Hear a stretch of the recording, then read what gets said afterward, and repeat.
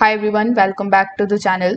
In today's video, I'm going to show you exactly how to enter the recovery mode on your Zebra TC72 device in 2026. So first of all, what you need to do is you need to simply take a look at this particular power button over here. So you need to press and hold the power button until the power menu appears. Now, when the power menu appears, select the restart and then basically confirm this action. After this, as soon as the TC72 starts rebooting, you just have to simply press and hold the PTT button, which is going to be this particular button over here. So you need to simply press and hold the button, and after doing so, you just have to wait until the phone vibrates. So when the phone is going to vibrate, you are going to see these types of options on the home screen.